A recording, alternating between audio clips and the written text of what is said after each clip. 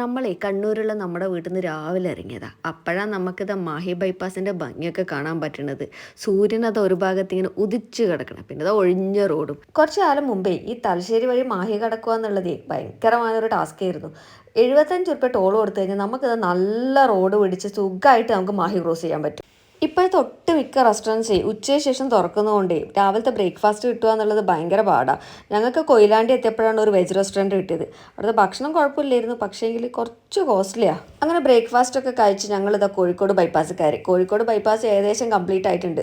അതുകൊണ്ട് ഞങ്ങൾ വേഗത്തിൽ തന്നെ രാമനാട്ടുകാർ പിടിക്കാൻ പറ്റി. കുറ്റിപ്പുറം വരെയുള്ള നമ്മുടെ നാഷണൽ ഹൈവേന്റെ പണി ഏകദേശം പൂർത്തിയായിട്ടുണ്ട്. പക്ഷേങ്കിലേ അമ്മൂന് ഭാരതപ്പുഴയുടെ തീരത്ത് സ്ഥിരമായിട്ടുള്ള ഒരു സ്റ്റോപ്പ് ഉണ്ട്. അതുകൊണ്ട് ഞങ്ങൾ പുത്തനത്താണിന്ന് അങ്ങോട്ട് തിരിഞ്ഞു പോന്നു. അമ്മു രാവിലത്തെ ബ്രേക്ക്ഫാസ്റ്റ് കഴിക്കാത്തതുകൊണ്ടേ ഞങ്ങൾ വിചാരിച്ചു ഉച്ചക്കത്തെ ലഞ്ച് വേഗത്തിൽ കഴിക്കാമെന്ന്. അങ്ങനെ ഞങ്ങൾ തൃശ്ശൂർ എത്തിയപ്പോഴും അവിടെ ഒരു വെജ് ഹോട്ടലുണ്ട്, ആര്യാസ്. ഞങ്ങൾ എപ്പോഴും പോയിക്കൊണ്ടിരിക്കണേന്ന് ഞങ്ങൾ അവിടെ കയറി. അങ്ങനെ അവിടുന്ന് ഫുഡും കഴിച്ച് കുറച്ച് സ്വീറ്റ്സ് ഒക്കെ വാങ്ങിച്ചിട്ട് പാലിയേക്കര ടോളും കൊടുത്ത് നമ്മൾ വീണ്ടും കൊച്ചിയിലെത്തി.